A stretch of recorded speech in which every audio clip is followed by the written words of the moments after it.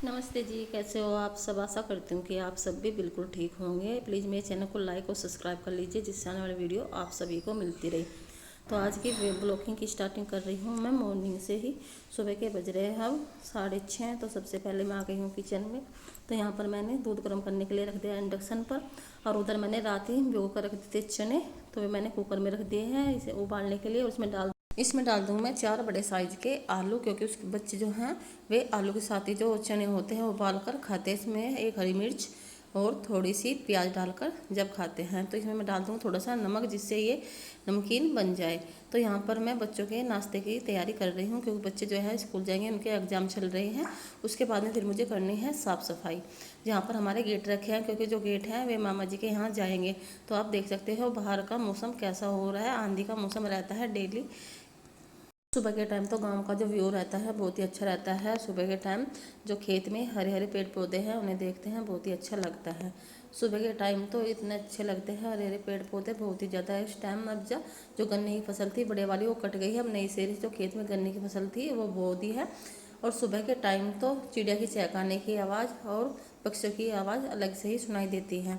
तो यहाँ पर इस खेत में हमने बाजरे की बराबर में जो खेत है इसमें हमने चेरी बो दी थी। और उसके बाद में फिर मैं आ गई थी किचन में। तो ये जो चने थे वो उबल के हमारे तैयार हो गई है। तो इसमें मैंने ये जो आलू डाले थे ये भी बहुत ही अच्छे लगते हैं। आप भी ऐसे चने की और आलू की बच्चों को नाश्ते में बनाकर दे सकते हैं। जो सिंक में बर्तन पड़ते थे मुझे ये भी साफ़ करने थे।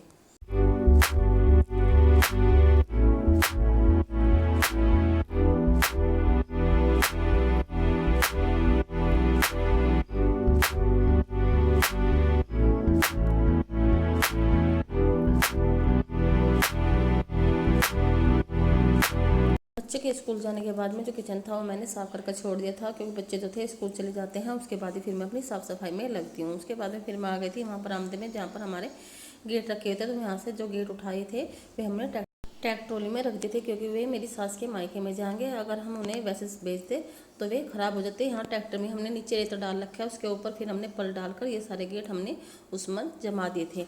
तो इतनी देर में ही जो बच्चों के एग्ज़ाम चले थे, बच्चे जो थे वे स्कूल से आ गए थे, क्योंकि अब छुट्टी बच्चों की स्कूल की जल्दी हो जाती है। तो फिर मुझे धोने थे आज पूरे घर के पर्दे। उसके बाद में फिर मैं लग गई थी घर की साफ़ सफाई में। तो यहाँ पर सबसे पहले मैंने जो पर्दे थे वे सारे उतार दूँगी। उसके बाद में फिर मुझे शीशों की साफ़ सफाई करनी है।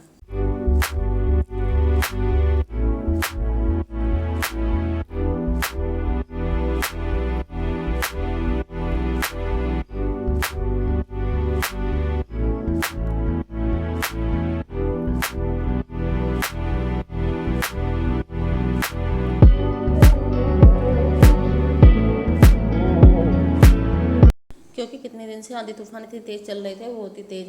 हमने बार बार साफ़ सफाई कर भी रहे थे। हमने आपसे पहले वीडियो में बताया था कि मम्मी जी का हवन है। हवन से पहले भी हमने साफ़ सफाई की थी, तब भी इतने तेज़ आंधी तूफान चल रहे थे, बहुत तेज़। तो यहाँ पर जो सोफे कवर थे वे भी मैंने सारे एक साइड में धोने के लिए डाल दिए हैं।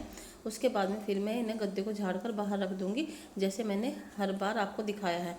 तो यहाँ पर जो पूरे घर के पर्दे थे मैंने एक जगह इकट्ठे कर कर रख दिए थे। फिर मैं आ गई थी नीचे बैठक में। मुझे यहाँ के भी जो पर्दे थे वे भी उतारने थे, क्योंकि बच्चे खेलते हैं तो इन पर हाथ लगा देते हैं, दूर से दिखाई देते हैं जब पर्दे गंदे हो जाते हैं। क्योंकि जो हमारा घर है वो बिल्कुल खेत की ही बराबर में है। इतनी दूर मिट्टी उड़ती है कि बहुत बुरा हाल हो जाता है। जब भी कुछ वाहन आता है तो गेट है जो खुले छोड़ देते हैं, तो सभी पर्दे जो थे वे गंदे हो जाते हैं।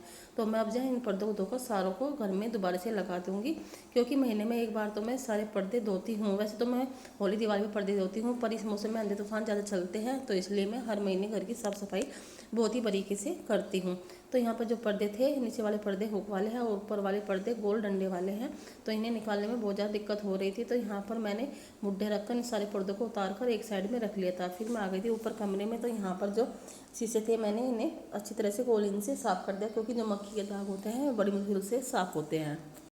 ये हर गृहिणी का डेली का रूटीन का काम होता है, घर की साफ़ सफाई करना। और जो शीशे होते हैं उन्हें भी अच्छी तरह से साफ़ सफाई करते हैं।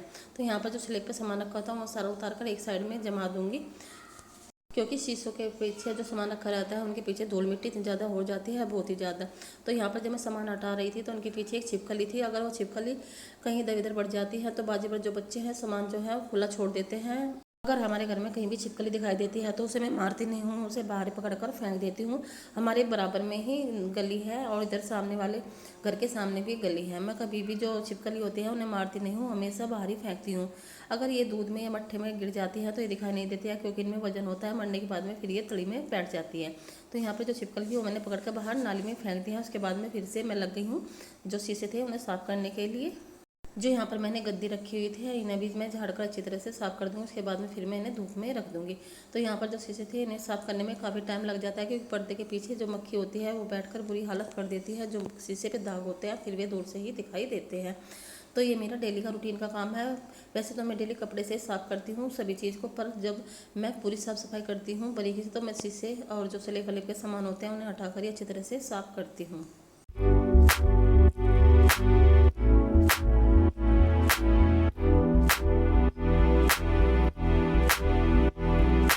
बाहर की साफ़ सफाई करने के बाद में फिर मैं आ गई थी स्टोर रूम में। तो यहाँ पर जो सामान फैला पड़ा हुआ था वो सारा मैंने उठाकर एक साइड में रख लिया था। तो यहाँ पर जो एक्स्ट्रा सामान था वो सारा मैंने निकाल दिया है, उसे मैंने डस्टबिन में डाल दिया है। जो यूज का सामान था वो मैंने सारा स्टोर में एक लाइन से जमा दिया था। उसके बाद में फिर मैं आ गई थी किचन में, क्योंकि मुझे बनाना था खाना। तो आज थी बच्चों की फरमाइश खीर और चिल्ले की।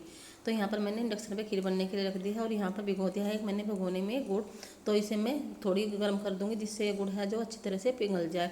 तो यहाँ पर इंडक्शन में जो खीर बनने के लिए रखी थी तो इसे मैं धीमी आंच पर ही पकाऊंगी। अगर हम इसे तेज़ आंच पर पकाएंगे तो ये अच्छी नहीं बनती है। इसमें आप चाहे तो शक्कर डाल के भी खा सकते हैं। तो यहाँ पर मैं इसमें मैं साथ के साथ ही चीनी डाल दूँगी, क्योंकि खीर की जो साथ में चिल्ले खाते हैं वे भी मीठे हैं। तो यहाँ पर मुझे खीर में थोड़ी चीनी डालनी है, ज़्यादा नहीं डालूंगी क्योंकि दोनों चीज़ ज़्यादा मीठी हो जाएंगी। उसके बाद में फिर मुझे बनाना था चिल्ले का घोल। तो यहाँ पर मैंने आटा छान कर रख लिया था, एक भगोने में डाल दिया था। उसके बाद में जो गुड़ था ये अच्छी तरह पिघल गया था। उसके बाद में मैंने इस भगोने में थोड़ा सा इसमें से पानी छान लिया था और इसमें 2 से 3 चम्मच मैं इसमें आटा डालकर इसे अच्छी तरह से फेंट लूँगी, जिससे ये अच्छी तरह से मिक्स हो जाए। अगर हम इसे ऐसे ही घोल देंगे तो इसमें बड़ी बड़ी गांठें पड़ जाती है। इसे हमें धीरे धीरे घुमाकर घोलना है और थोड़ा थोड़ा आटा ही इसमें डालकर हम इसे अच्छी तरह से फेंट लेंगे। आप चाहे तो इसमें गोले का बरूदा या जो सौंफ होती है वो भी ऐड कर सकते हैं। तो यहाँ पर मैं बिल्कुल सिंपल ही जो चिल्ले हैं वे बना रही हूँ। इसमें मैं सौंफ नहीं डालूँ, क्योंकि जो इसी का है वो सौंफ के चिल्ले नहीं खाती है, न ही वो गोला खाती है। तो यहाँ पर बिल्कुल ही सिंपल जो चिल्ले का घोल था वो मैंने तैयार करके रख दिया है। आप भी ऐसे ही जो चिल्ला होते हैं उसका घोल तैयार करना, जो चिल्ले हैं और खीर के साथ बनाकर खाइए, आपको भी बहुत अच्छे लगेंगे। तो यहाँ पर मैं लग गई हूँ चिल्ले बनाने के लिए। तो मैंने पहले तेल तवे पर थोड़ा सा घी था जो मैंने लगा दिया, जिससे जो चिल्ला है वो हमारा चिपकेगा नहीं इस तवे पर। तो यहाँ पर मैंने चमचे से इसमें थोड़ा सा जो घोल है वो डालकर गोल गोल अच्छी तरह से फैला लूँगी।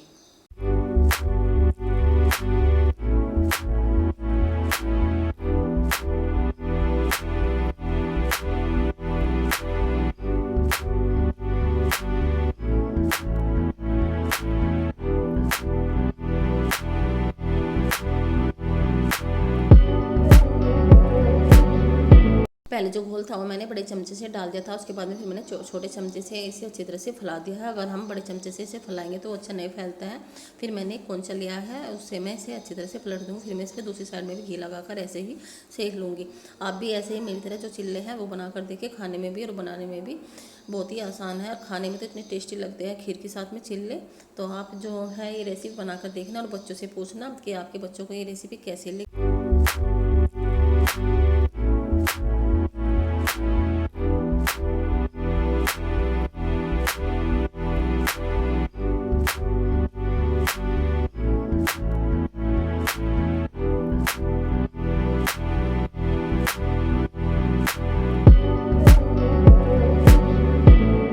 तो आज नवमी है, तो हमारे यहाँ जो नवमी का दूध होता है वो हांडी में नहीं रखते हैं, उसका हम या तो मावा निकाल लेते हैं या कुछ भी बना लेते हैं, जैसे खीर या खीरनी कुछ भी।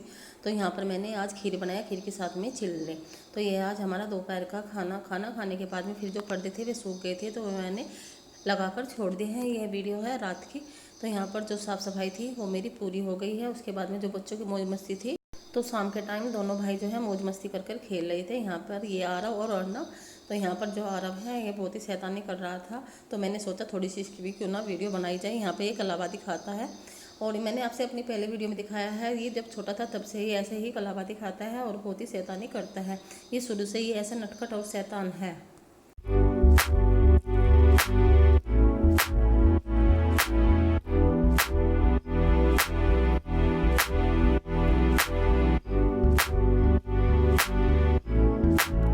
तो यहाँ पर जो अर्नब था वो आ गया था किचन में खीर घालने के लिए। तो आज की जो मेरी मॉर्निंग की रूटीन की वीडियो है, तो कमेंट करके ज़रूर बताना कि आपको मेरी मॉर्निंग रूटीन की वीडियो कैसी लगी। तो मिलते हैं हम आपसे नेक्स्ट वीडियो में, तब तक के लिए नमस्ते, बाय बाय। मेरी वीडियो को ज़्यादा से ज़्यादा लाइक और शेयर कीजिए।